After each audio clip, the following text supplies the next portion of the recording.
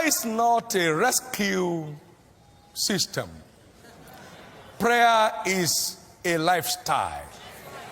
Jesus said, when ye pray, not if ye pray. Matthew 6 verse 6 to 8. He said, but thou, when thou prayest. So it's an issue of when. It must be a program of your life. When ye pray, you, when thou prayest, and when ye pray. Now he went on in verse 16 of the same Matthew chapter 6. He said, when ye fast.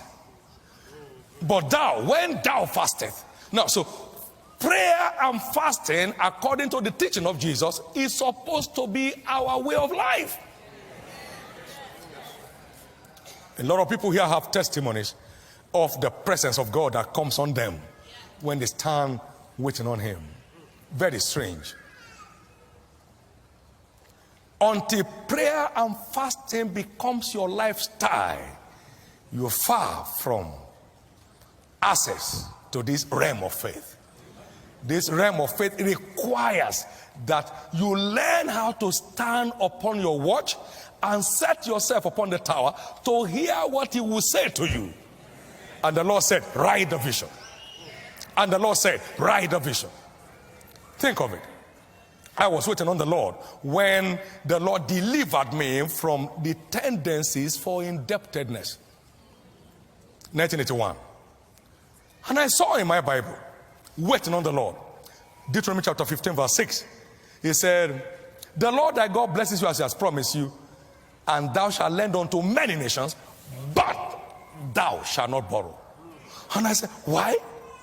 He said, because borrower is servant to the lender. I said, but why, Lord? He said, and you cannot serve two masters. We have to choose one and despise the other. I said, Lord, I choose you. October 4, 1981, God delivered me from the trap of debt.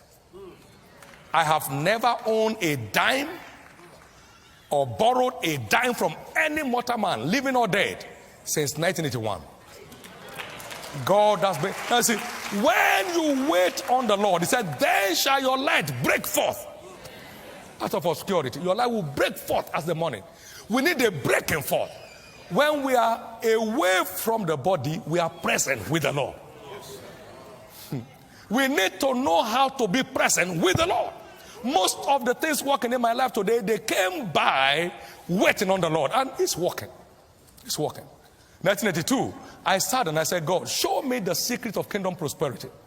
And I took the Copeland's books and my Bible to wait on the Lord for 3 days. On the third day, light broke out. And the Lord said, my son David, my prosperity plan is not a promise, so it does not answer to prayers. It's not a promise, there's no respect for fasting. My prosperity plan is a covenant. Until your part is played, I am not committed. Direct rhema from heaven.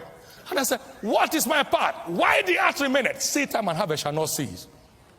I heard from God. I screamed and I said, I can never be poor. That was the day God took me out of any realm of poverty.